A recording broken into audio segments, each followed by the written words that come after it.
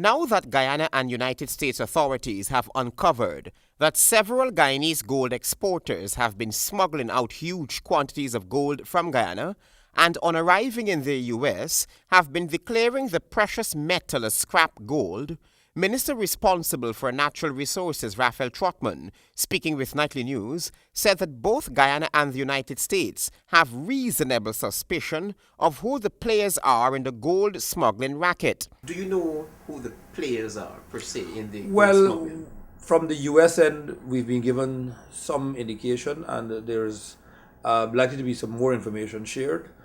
But until we have definitive documentation, we have suspicions, but in terms of the definitive nature of it, we're not going to say right now.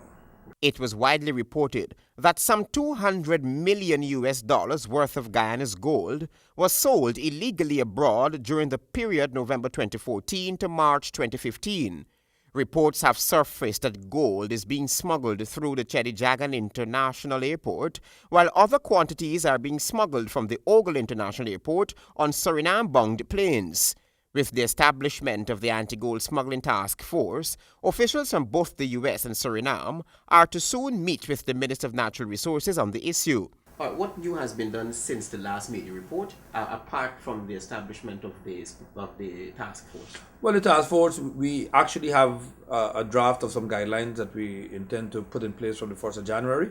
So that has been done, and we have also made contact with the Minister of Natural Resources of Suriname and with officials of the U.S. government. So things are happening.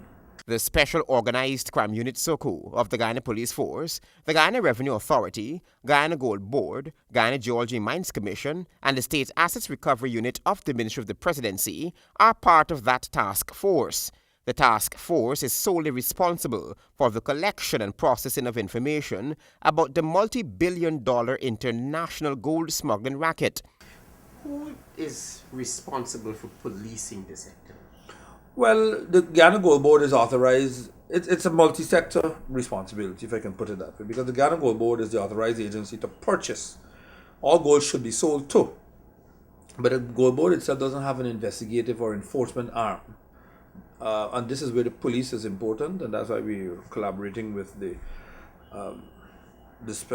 Organized Crime Unit. And the GRA is important because GRA has to give the actual, I think it's a C-72 form where you have to list what it is you're exporting and so forth. So that is why we're realizing that there's not much or wasn't much interagency collaboration, and a task force that brings the different players together is what is needed.